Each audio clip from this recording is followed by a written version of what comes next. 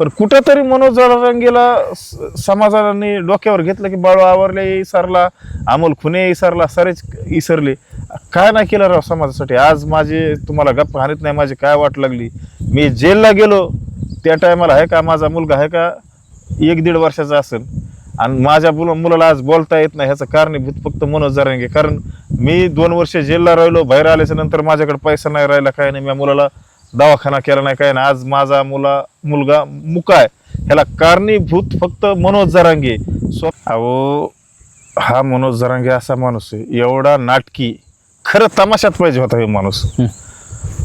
तमाशात खूप म्हणजे आहे काय 100% आता नाही का काही कलाकारांना तमाशा सम्राटांना पुरस्कार मिळाले तसे 100% पुरस्कार मिळाला असता.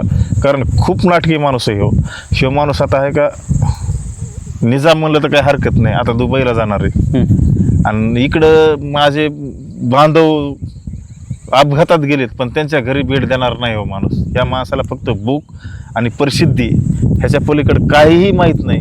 पण जेवढे अपघातात गेलेत माझे मराठा बांधव हे मनोज जरांगेवर आहे का मनुष्यवधाचा गुन्हा दाखल करून हे मनोज जरांगेला आहे का डायरेक्ट जेलमध्ये घालावं सरकारने. ह्याचा लाड बाद झाला आता. हे लाड करू आहे का म्हणजे कुठेतरी समाजाचं भरपूर नुकसान व्हावं लागले. आता हे सराच्या लक्षात आहे, जनतेच्या लक्षात आहे, समाजाच्या लक्षात आहे. कोणत्या तरी विशिष्ट पक्षाचा आहे का शिवडाट गाड्यात घातले ते शिवडाट आणि चाललंय आपलं म्हणजे पाळी हाणायची सुरू आहे. पण आता दुसऱ्याचं तर कुणाचं तास बी हाणू शकत नाही ते. कारण आता ते शिवडाट गळ्यात घातलंय त्याच्यामुळे आहे का ते वावर पाळीचं होस तर आहे का शिवडाट गळ्याचं निघणार नाही. म्हणजे फक्त हे पैशावाल्याने आहे का पैसे देऊन कुणबी नोंदी काढलेल्यात त्याच्यामुळे आहे का गोरगरिबाचा कुठंही फायदा नाही. माझ्या गावातलं जिवंत उदाहरण आहे हे मला माहिती. माझ्या गावात आहे का 20-30 एकर ज्याला जमीन आहे, ज्याला राजकारण करायचंय, ज्याच्याकडे माठ गडगंजचे प्रॉपर्टी, अशा लोकांनी ग्रामीण भागातल्या आहे का कुणाला जिल्हा परिषद लढायची, कुणाला पंचायत समिती लढायची, कुणाला ग्रामपंचायत लढायची. तर अशाच लोकांनी आहे का हे पैसे देऊन कुणबी सरप तिकीट काढलेले आहेत. आज मी ग्रामीण भागातला अभ्यास केला तर ज्याला 2 एकर जमीन आहे, ज्याला काहीच जमीन नाही, अशा लोकांच्या कुणबी नोंदी का सापडत नाहीत. मग कुठंतरी आहे का सरकारने सुद्धा आहे का ह्याच्यावर लक्ष द्यायला, गांभीर्याने लक्ष द्यायला पाहिजे आणि कुठंतरी आहे का ह्याचा जॉब विचारायला पाहिजे. ह्या पैशावाल्याच्याच कसं काय नोंदी सापडतात, ज्याच्याकडे काय नाही, जो आज गरीब मराठा आहे ज्याच्याकडे काय नाही त्याच्याच नोंदी का सापडत नाहीत. मी सध्या निवांत पुन्हा अमोल खुनेंच्या शेतामध्ये आहे. अमोल खुने सुद्धा माझ्यासोबत आहेत. दिवसभर ऊन होतं, काल पाऊस पडला, आता वातावरण शांत आहे. शेतामध्ये तुम्ही पाहत असाल लोक काम करतायत, मशागतीचे दिवस आहेत आणि या काळामध्ये शेतकऱ्यांना कशाची गरज आहे, काय आवश्यक आहे, शेतकऱ्यांना कुठल्या गोष्टीची गरज आहे, काय त्यांना हवं आहे, ही मागणी करण्यापेक्षा भलती मागणी लावून धरणारी लोक सध्या फार अग्रस्थानी आहेत आणि ते समाजाचा मसीहा होऊन बसलेले आहेत काही ठराविक लोकांसाठी आणि काही समाजातल्या ठराविक लोकांसाठी. आजची कंडिशन काय आहे, लोकांना काय हवं आहे हे विचारण्यासाठी मी अमोल खुनेंकडे पुन्हा एकदा आलेलो आहे. मला सांगा आजची कंडिशन काय आहे, लोकांना काय हवं आहे सध्या? पाणी हवं आहे, शेतीला बी बियाणांना वेळ, महागाई कमी व्हायला पाहिजे, बी बियाणांचा ठराविक भाव असला पाहिजे, शेतीमालाला भाव असला पाहिजे, विद्यार्थ्यांना शिक्षण मोफत हवं आहे, विद्यार्थ्यांना शिक्षण झाल्यानंतर नोकऱ्या हव्या आहेत. काय हवं आहे लोकांना आणि आत्ता काय मागणी केली जात आहे? मराठा समाजावर तर एवढे मोठाले संकट पहिल्यापासूनच आणि मराठा समाजात आहे का मराठवाड्यातल्या मराठा समाजात आहे का ती पेलण्याची शक्ती आहे. पण प्रत्येक वेळेस काय होतं माहिती का, कोणतरी आहे का असा म्हणजे लबाड माणूस समाजात तयार होतो आणि समाजाच्या जेव्हा पोळी भाग येतो स्वतःचा संसार पाणी बघून लेकरं बाळ बघून मोठे करून घेतात आणि समाजाला आहे का भूलतापा देऊन आहे का आणि ते नंतर आहे का समाजाच्या बी लक्षात येतं. पण त्या टायमाला वेळ निघून गेलेली असते, त्याच्यामुळे समाजाने कुठंतरी हुशार व्हायला पाहिजे. आज बघा ना मराठवाड्याची काय कंडिशन आहे, एवढ्या जिमनीत बघा ह्या वटा लेवल जिमनीत ना, आज जर मराठवाड्याचा जर सुजलन सुपलन केला असता सरकारने तर आज पाण्याची काय अडचण आली असती आणि आरक्षणाच्या ह्या लढ्यात असे कोण उभा नसते राहिले आणि कुठंतरी हे का असले दलाल समाजात तयार नसते झाले. आज मराठवाड्याला जर पाणी असतं तर प्रत्येक मुलाने आहे का शेतीत लक्ष दिलं असतं. कुणी ऊस लावला असता, कुणी डाळिंब लावली असते, कुणी मोसंबी लावली असती, कुणी अनेक काहीतरी समजा हे केले असते बिझनेस. कुणी गाई घेतले असत्या, कुणी म्हशी घेतल्या असत्या, दूध व्यवसाय केला असता. पण कुठंतरी आहे का मराठवाड्याकडे दुर्लक्ष सरकार करतं. आणि ह्या मराठवाड्याचा जर ह्यो मुद्दा जर सरकारने जर मार्गी लावला तर कुठंतरी आहे का हे असले दलालचे दुकानं बंद पडतील. म्हणजे हे दलाल नेमके कोण आहेत आणि त्यांनी काय मागणी केली आहे, त्यांनी समाजाचं काय भलं झालंय, काही सांगता येईल का? काही तुमच्या भाषेत सांगा, शेतकऱ्यांच्या ग्रामीण भागातल्या भाषेमध्ये सांगा. अहो काय सर, ह्या आरक्षणापासून कुठं कोणाला काय फायदा झाला? 308 कुणबी नोंदी निघल्यात. त्या हैदराबाद जी आर घेऊन आले ते निजामाचं जे आर आहे ते. जिंकलो रे राजा हो. अरे काय जिंकले? 308 लोकांचं आरक्षण घेऊन आले. 6 कोटी मराठा समाज आहे महाराष्ट्रात. कसा काय होणार? मराठा समाजाला न्याय कुठं भेटेल?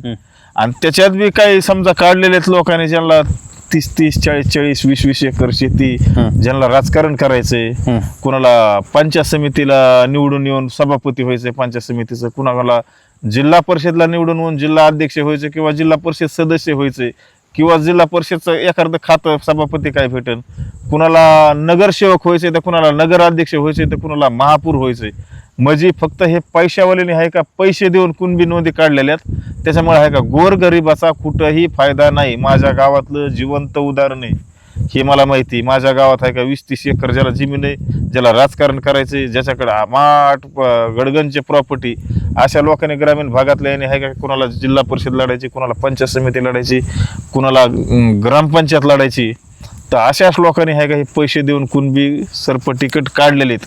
आज मी ग्रामीण भागातला अभ्यास केला तर ज्याला 2 एकर जमीन आहे, ज्याला काहीच जमीन नाही, अशा लोकांच्या कुणबी नोंदी का सापडत नाहीत?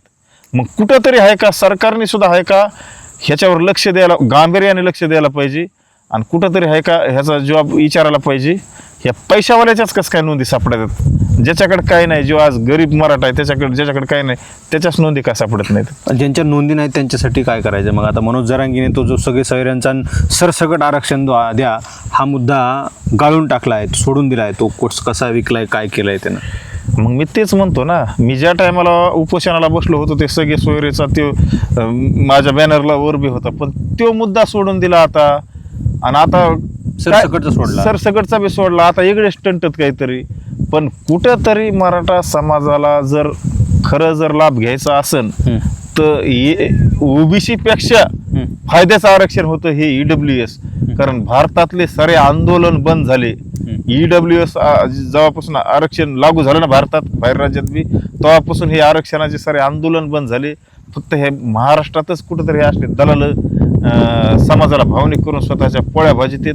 आणि खरं माझी सरकार मायबापाला एवढीच विनंती, हे EWS आरक्षण आहे का 10% आहे का 15% न्यायचा, पण ह्याच्यात भरपूर मराठा समाजाचा फायदा होईल. आणि ह्या आरक्षणाला कुणीच ओबीसीचा कोणताच घटक विरोध करीत नाही. फक्त म्हणजे तुमचं म्हणणं आहे कुणबी वगैरे काही नको, आम्हाला EWS हवंय? EWSच पाहिजे ना आम्हाला, कारण आम्ही 96 कोळी मराठात ना. आम्ही ते आता काय त्या गोष्टीचं लय वेगळं ते नारायण राणे साहेबांनी सांगितलेलं आहे ते इतिहास. त्याच्यामुळे आहे का ते मग ते निजामाचं निघन, बाकीचं 96 कोळी मराठ्याचं ते कुठं काय निघणार नाही. पण हे असं कुठंतरी हे दलाल उघडे पडायला पाहिजेत आणि सरकारने लय चालवायला नाहीत पाहिजे असे दलाल. कालच्या आंदोलनामध्ये म्हणजे मनोज जरांगीने जे आंदोलन बोलवलं, त्या आंदोलन केलं म्हणजे उपोषण केलं उन्हामध्ये, त्या उपोषणाला ते एकटेच बसले. समाजाचे लोक काही त्यांनी उपोषणाला बसण्यासाठी बोलवले नव्हते, त्यांनी सोबत या म्हणून असं सांगितलं होतं. उपोषणाला ते एकटेच बसले. मात्र लोकांना बोलवणं आवश्यक होतं का? त्या आंदोलनाला येत असताना 2 बांधवांचा मृत्यू झाला. मग मी तेच म्हणतोय ना, तुम्हाला आंदोलनाला बसायचंय ना. मी बी बसलो होतो ना उपोषणाला. मनोज जरांगे 1 दिवस बसले, मी 2 दिवस बसलो. म्या समाज भावनिक केला का? म्या बोललेला का समाज? मला बी कितीतरी फोन आले माझ्या आजूबाजूचे सर, मला 5-6 लोक आले भेटायला. कारण मी जास्त फपारा नाही मारत, त्यांना 2,000 आले असतील, मला 5-6 आले असतील. पण समाज भावनिक करून उन्हातानाचं तिथं बोलून तुम्हाला काय साध्य करायचंय? तुम्हाला वारा घालायचा आहे तिथं का? तुमचं काय, तुम्हाला उपोषण करायचं तर करा ना. तिथं मीडिया होती, तुम्हाला बास टाकली होती. समाज भावनिक करून तुम्ही समाजाचे बळी कवर घेणार? उन्हातानाचे तिथे लोक येणार. आज बघा ना, ह्या आंदोलनात कितीतरी माझ्या माता मावल्याचे कुकू पुसले गेलेत. कारण भरपूर अपघात झाले आणि ह्या अपघातात भरपूर म्हणजे माझे मराठा बांधव गेले. आता हे कालचंच उदाहरण आहे ना, जमदाडे आपले ह्याचे इंदापूरचे, जी. ते एक आणि पुन्हा बीडचं एक आहे उदाहरण. मग हे जेवढे अपघातात गेलेत माझे मराठा बांधव, हे मनोज जरांगेवर आहे का मनुस्वाद्याचा गुन्हा दाखल करून हे मनोज जरांगेला आहे का डायरेक्ट जेलमध्ये घालावं सरकारने. ह्याचा लाडबाद झाला आता. हे लाड करू आहे का म्हणजे कुठेतरी समाजाचं भरपूर नुकसान व्हावं लागले. नाही, म्हणून तुम्ही आता असं म्हणत असताना सरकार मनोज जरांगेंना चालवतायत. आता एकीकडे कुठेतरी कुठल्या एखाद्या सरकारकडे ती भूमिका घेतायत का, सरकारला चालवतायत का, असं तुम्हाला वाटतं का? आणि म्हणजे ह्या सगळ्या गोष्टी तशा चाललेल्या आहेत का? आता हे सराच्या लक्षात आहे, जनतेच्या लक्षात आहे, समाजाच्या लक्षात आहे. कोणत्या तरी विशिष्ट पक्षाचा आहे का शिवडाट गाड्यात घातले ते शिवडाट आणि चाललंय आपलं म्हणजे पाळे हाणायची सुरू आहे. पण आता दुसऱ्याचं तर कुणाचं तास बी हाणू शकत नाही ते, कारण आता ते शिवडाट गळ्यात घातलंय त्याच्यामुळे आहे का ते वावर पाळीचं होस तर आहे का शिवडाट गळ्याचं निघणार नाही. म्हणजे एकाच पक्षाची नांगर धरणार आहेत ते, शिवडाट गळ्यात घातल्यामुळे एकाच पक्षाचा नांगर धरून ते ओढणार आहेत. आता दुसऱ्या कुठल्या एखाद्या पक्षाचं त्यांना तास बी घालायला जमणार नाही, घालूच शकत नाहीत ना. एकदा शिवडाट घातलं एखाद्या पक्षाचं तर ते नांगर होस तर ते मालक सोडित नसतो, सोडणार नाही. दुसऱ्याचं कसं तास घालता येईल? जेव्हा त्यांचं नांगरच होईल मग कुठतरी मग समजा दुसऱ्याच्या शिवडाट घालतील मग असा विषय झालेला आहे. म्हणजे ह्या सगळ्या गोष्टी कुठेतरी विशिष्ट पक्षाकडून चाललेल्या आहेत. दुसरा मुद्दा असा आहे की या आंदोलनामध्ये कालचे जे दोघांचा मृत्यू झाला त्यांच्या मृत्यूमुळं मनोज जरांगे त्याला जबाबदार आहेत आणि सदोष मनुष्यवधाचा गुन्हा त्यांच्यावर दाखल व्हावा अशी तुमची मागणी आहे. दुसरा महत्त्वाचा मुद्दा आहे त्यांच्या कुटुंबियांना मनोज जरांगे भेटायला गेले नाहीत, यावर काय सांगायचं आहे? अहो, हा मनोज जरांगे असा माणूस आहे एवढा नाटकी, खरं तमाशात पाहिजे होता हे माणूस. तमाशात खूप म्हणजे आहे काय 100% आता नाही का काय कलाकारांना तमाशा सम्राटांना पुरस्कार मिळाले तसे 100% पुरस्कार मिळाला असता, कारण खूप नाटकी माणूस आहे ह्यो माणूस. आता आहे का निजाम म्हणलं तर काही हरकत नाही, आता दुबईला जाणार आहे आणि इकडं माझे बांधव अपघातात गेलेत पण त्यांच्या घरी भेट देणार नाही हो माणूस. या माणसाला फक्त भूक आणि प्रसिद्धी ह्याच्या पलीकडे काहीही माहीत नाही. पण एवढी बुद्धी समाज कसा भावनिक करून समाजाच्या जीवावर कशा पोळ्या भाजायच्या आणि कशा ह्या लाभार त्या टीमला कसं मोठं करायचं, कारण स्वतःकडं तर काही एकट्याला काही करता येत नाही. त्याच्यामुळे हे लाभार्थी आणि हे चोट्टे आहे का हे जवळ धरावंच लागते. तुम्ही त्या इंदापूरच्या बांधवांना भेटायला जाणार आहात का? काही तुमचं बोलणं झालंय का? बोलणं नाही झालं, पण काय माहिती का मला जायचंय भेटायला त्यांना. माझं जर कॉन्टॅक्ट झालं तर मी 100% भेटायला जाईल, कारण माझ्याकडे काय गाडी घोडी नाही काय नाही, मी बसने जाणार आणि माझं कॉन्टॅक्ट झालं तर मी 100% भेटणार. काही ना काहीतरी समजा समाजाला एक आवाहन करून सांगतो मी, त्या कुटुंबाला काहीतरी फुलाची पाकळी काहीतरी मदत करा. कारण कुटुंबाचा प्रमुख माणूस असलेला, कुटुंबाचा प्रमुख माणूस गेल्यावर आहे का त्या घरच्यालाच कळतं, ज्याच्यावर बेतती का त्या माता माऊलीलाच कळतं, कारण तिचा संसार उघड्यावर पडलेला असतो. लेकरा बाळ खूप म्हणजे बोलण्यापेक्षा पलीकडे लय दुःख असतं त्या घरात. एक दुसरा एक मुद्दा आहे फार प्रामुख्याने चर्चेत येणारा एक व्यक्ती आहे, तुम्हालाही माहिती आहे, तुमचे ओळखीचे आहे, बाळू आवारे. त्यांनी जे काही पुतळे उभारले म्हणजे आपण याच्यावर अनेक वेळा बोलणं झालंय आपलं, आणि ते काय करत होते, कधी त्यांना बायकॉट करण्यात आलं, कधी समाजानं सोडून दिलं, हे सुद्धा आपण सांगितलंय. पुन्हा एकदा तरी सांगतो, लक्षात यावं म्हणून, कारण मराठा समाज अलीकडच्या काळामध्ये मनोज जरांगेंच्या नादाला लागून कालच्या महिनाभरापूर्वीचे घडलेला विषय जो आहे तो विसरून चाललेला आहे. ते कारण त्यांना दुसरं काही दिसतच नाही, असं मला इथं या ठिकाणी नमूद करायचं आहे. बाळू आवारे जोपर्यंत पुतळे उभा राहत होते त्यावेळेस तुम्हाला ते चांगले वाटत होते, आणि जेव्हा ते कायद्याच्या चौकटीमध्ये अडकले त्याच्यानंतर तुम्ही त्यांना बायकॉट केलं तेव्हा तोपर्यंत त्यांना विरोध करत नव्हते. आज त्यांची काय कंडिशन आहे, त्यांची पत्नी काय वनवन भटकत आहे, तुम्ही त्यांचा संपर्क केला आहे का, तुम्ही त्याची भेटण्याचा प्रयत्न त्यांना केला आहे का? नाही, मी भेटण्याचा प्रयत्न केला मी, कारण माझे बी मित्र तिथे मी सरायला म्हणलो लक्ष राहू द्या, काही मदत असली तर तुम्ही सहकार्य करा. जर जामीन होत असली तर बाबा मी समजा माझे काही मुलं मी काही समजा सातबारे देऊन जामीनदार आम्ही होतो, पण सोडायचा प्रयत्न करा. कारण काय माहिती का, ते माणूस चुकला समजा पण म्हणून त्याला सोडून द्यायचं नसते, कुठंतरी सुटल्यावर सुधरण आणि अशा माणसाच्या लफंग्याच्या नादी लागणार नाही. कारण ह्या माणसाने पहिल्यापासून आहे का वापरच केलेला आहे ज्याचा त्याचा. लय लोकांचा हो तुम्हाला गप्पा हानीत नाही. माझे ते भैरत एकलायरीचे मित्र त्याचे बी 15-16 लाख रुपये बुडले ह्या माणसाने. आणि बाळू आवारे ह्यांचाच माणूस होता ना. हे संस्थापक अध्यक्ष आणि बाळू प्रदेशाध्यक्ष, म्हणजे मिळून मिसळून होतं सर. पण कुठंतरी मनोज जरांगेला समाजाने डोक्यावर घेतलं की बाळू आवारले इसरला, अमोल खुने इसरला, सारेच इसरले. काय नाही केलं राव समाजासाठी. आज माझे तुम्हाला गप्पा हानीत नाही माझी काय वाट लागली.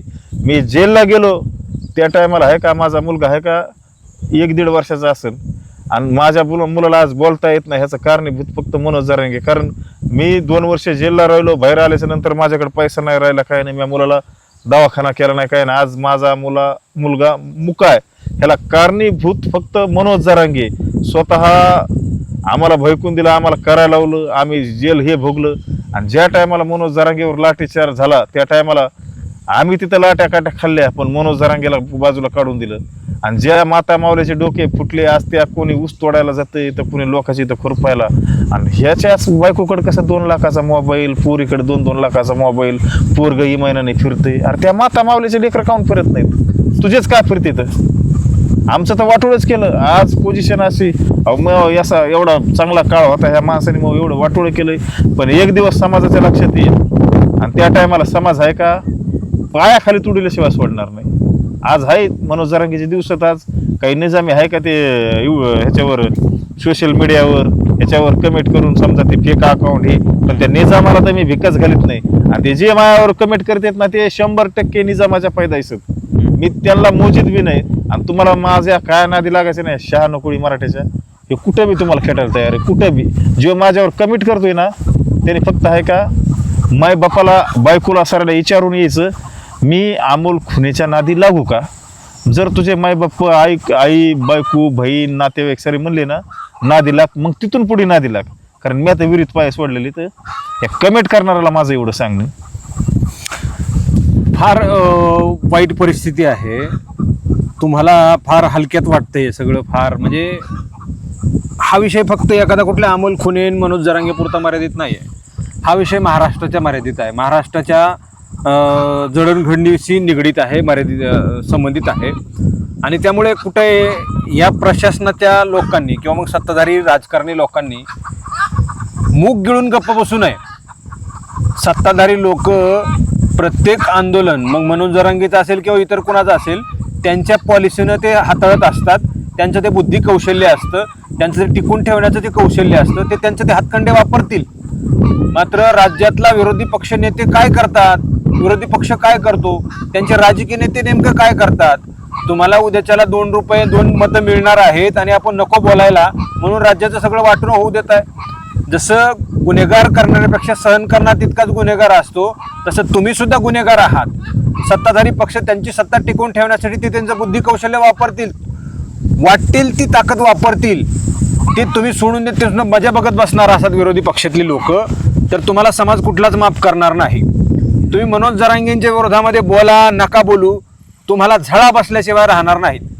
सत्ताधारी पक्ष असलेले महायुतीचे लोक हे मनोज जरांगेंच्या बाबतीमध्ये काय नेमकं करतात हे संपूर्ण महाराष्ट्राला माहिती आहे आणि विरोधी पक्षातल्या लोकांनाही माहीत आहे. तुम्ही मनोज जरांगेंच्या विरोधात जाऊनही काही मिळवलेलं नाही आणि समर्थनात जाऊनही काही मिळवलेलं नाही. तुम्ही महाराष्ट्राचं नुकसान करण्यामध्ये सहभाग नोंदवलाय हे मात्र इतिहासामध्ये लिहिलं जाईल. सत्ताधाऱ्यांनी काय महाराष्ट्राचं केलं हा सुद्धा इतिहास लिहिला जाईल. आंदोलनाच्या माध्यमातून मनोज जरांगेंच्या माध्यमातून काय लिहिलं गेलं, काय इतिहास लिहिला जाईल तेव्हा तिथं नोंद असेल सत्ताधाऱ्यांची. मात्र विरोधकांनी मूग गिळून गप्प बसले. महाराष्ट्राचं वाटोळं होत असताना ते उघड्या डोळ्यानं पाहत राहिले विरोधक.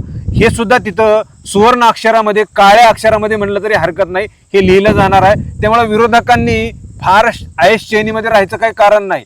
त्यांना येणाऱ्या काळामध्ये हा परिश्रम आणि किती मेहनत घ्यावी लागणार आहे हे फक्त आमच्यासारखी लोक सांगू शकतात. त्यांना जरी काचाच्या खाली केल्यानंतर बाहेर काय दिसतं हे माहीत नसलं, कार्यालयामध्ये बसून त्यांचे कार्यकर्ते सगळे पदाधिकारी सांगत नसले तरी आम्हाला माहिती असतं. त्यांनी ती माहिती घेणं गरजेचं आहे.